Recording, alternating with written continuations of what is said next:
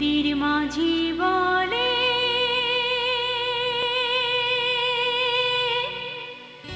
এসো নবীন, মাঠের কবি বলে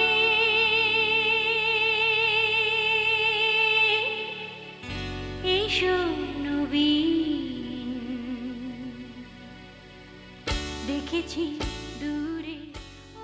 সুপ্রভাত বাংলাদেশ, শুভ সন্ধ্যা লস অ্যাঞ্জেলেস।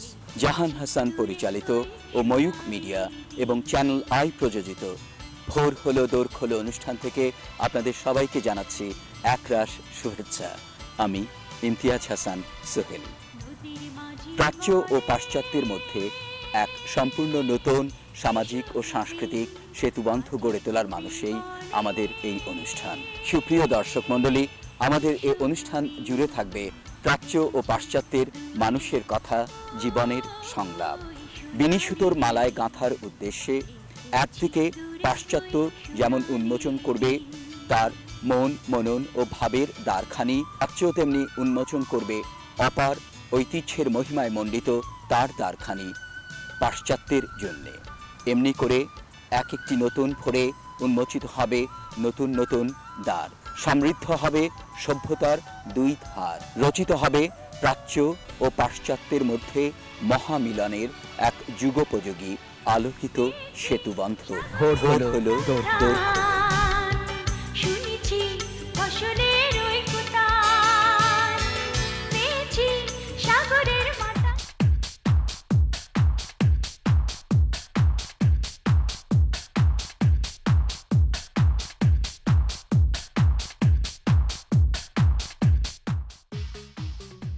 সুধী দর্শক মণ্ডলী, এর আগে আপনারা লস অ্যাঞ্জেলেসের স্থানীয় প্রবাসী বাংলাদেশিদের মুখে শুনেছেন বাংলাদেশের হরতাল সম্পর্কে তাদের প্রতিক্রিয়া।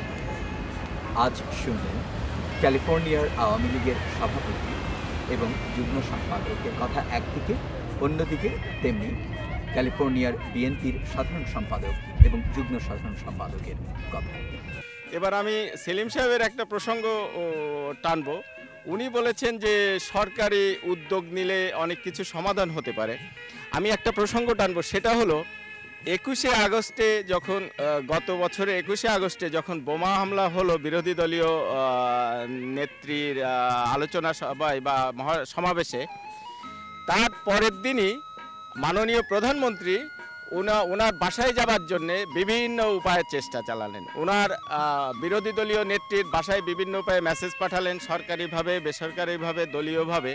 বিরোধী নেত্রী তার সাথে দেখা করার কোনো সায়ই দিলেন না। উপরন্ত বললেন যারা যারা যারা মানুষ মারছে, যারা আমাদের নিঃশেষ করে দিচ্ছে, তাদের সাথে আবার কিসের আলোচনায় বসা? তো এটা আবার কেমন ধরনের বসা? আপনারাই বলছেন যে উদ্যোগী হলে, সরকার উদ্যোগী নিলে অনেক কিছু সম্ভব, কিন্তু সরকারকে উদ্যোগী হওয়ারও আপনারা সুযোগ দিচ্ছেন না। সরকার যতক্ষণই উদ্যোগ নিতে যাচ্ছে, আপনাদের ভাবখানা সরকারি খুনির সাথে আবার কিসের বসা? তো এইটা কেমন ধরনের শালীনতা বোধের কথা বা সৌজন্যবোধের কথা? আপনারা রাজনীতিতে সহনশীলতা থাকতে হবে, পরের প্রতি আপনার শ্রদ্ধা থাকতে হবে, অন্যের মতামতকে গ্রহণ করার মানসিকতা থাকতে হবে। অন্যের মতামতকে আপনি গ্রহণ নাও করতে পারেন, তাই এর অর্থ এই নয় যে সেইটাকে আপনি অপমান জাতীয় করার কথা না, সেটা অন্যভাবে ব্যবহার করা যেতে পারে। তো আমরাও চাই দেশে হরতাল বন্ধ হোক, আমরাও চাই। তবে একটা কথা বলতেই হবে যে দেশে আর যে ধরনের সমস্যার সৃষ্টি হয়েছে, এটা কোনো একক দল মিলে এটা এই সমস্যার সমাধানে আসতে পারবে না। এর জন্য সর্বদলের সহযোগিতা অবশ্যই দরকার, সর্বদল সব পক্ষেরই অবশ্যই দরকার।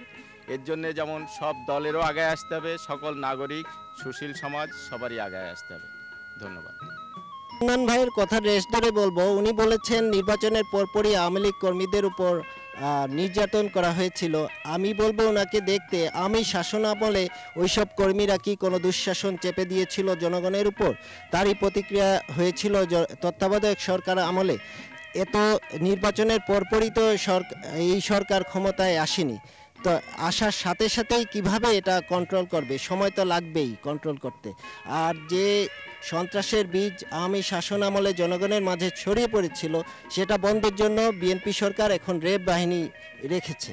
র্যাব বাহিনী রেখেছে আপনাদের নিরাপত্তার জন্যই, যাতে আর কোনো বাচ্চু, আরও কোনো আইন বিষয়ক সম্পাদক আপনাদের নিহত না হয় দুষ্কৃতিকারীদের হাতে। তো আপনারা সহযোগিতা করছেন না র্যাব বাহিনীকে, আপনারা ওটারও সমালোচনা করছেন, আবার কেউ খুন হলে তার বিরুদ্ধে হরতালও করছেন। হরতালের ইস্যু তো আপনারাই তৈরি করছেন, আপনারা এগিয়ে আসছেন না সহযোগিতার জন্য সরকারকে জনগণের মাঝে নিরাপত্তা দেওয়ার জন্য। বিএনপি সরকার সবসময় আন্তরিক, বিএনপি জনগণের জন্য নির্বাচিত সরকার। আমেরিকায় যে গণতান্ত্রিক ব্যবস্থা, জনগণ নির্বাচিত করে তাদের সরকারকে জনগণের জন্য, বিএনপি বাংলাদেশে এমন একটি সরকার যে বিএনপি জনগণের জন্য নির্বাচিত। বিএনপি বিশ্বাস করে জনগণের কল্যাণের জন্যই তাদের 5 বছরের জন্য নির্বাচিত করা হচ্ছে। তারা জনগণের কল্যাণের জন্যই ব্যস্ত থাকবে এই 5 বছর। আপনারা প্রায়ই হরতাল দেখে, যত্রতত্র হরতাল দেখে এটা ইন্টারাপ্ট করছেন। আপনি যেটা বলছেন যে বাংলাদেশে জনগণ নির্বাচিত করে সরকারকে, আর সরকার পয়সা বানানোর জন্য ক্ষমতা আঁকড়ে থাকার চেষ্টায় লিপ্ত থাকে, সেটা মনে হয় না বিএনপি সরকার, সেটা মনে হয় আপনাদেরই সরকার। বিএনপি সরকার জনগণের রাজনীতিতে বিশ্বাসী। বলছেন বিএনপি জনগণকে ঠিকভাবে নির্বাচিত জনগণের সেবা করছে না, কিন্তু আপনারাই বিএনপিকে নির্বাচিত যে জনগণ তাদেরকে নির্বাচিত করছে তাদের সেবা দেবার থেকে বঞ্চিত করছেন।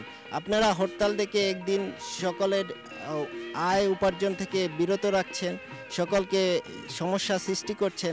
আপনি যে 13 দফার কথা বললেন, এই দফা আমার মনে হয় সংসদে নিয়ে আসাই ভালো ছিল, কারণ আপনারাও জনগণের প্রতিনিধি। সংসদে তত্ত্বাবধায়ক সরকারের জন্য আইন পাশ করা হয়েছে, সেই তত্ত্বাবধায়ক সরকারের কোনো পরিবর্তনের জন্য আপনারা নিশ্চয়ই ডক্টর কামাল হোসেনের সাহেবের বাসায় গিয়ে ওটা পরিবর্তন করতে পারবেন না। ওটা পরিবর্তনের জন্য অবশ্যই সংসদে আসতে হবে। সংসদে আসতে হলে যত শীঘ্র সম্ভব সংসদে এসে ওটা নিয়ে আলোচনা করাই ভালো, কারণ নির্বাচনের তো আর বেশি দেরি নেই।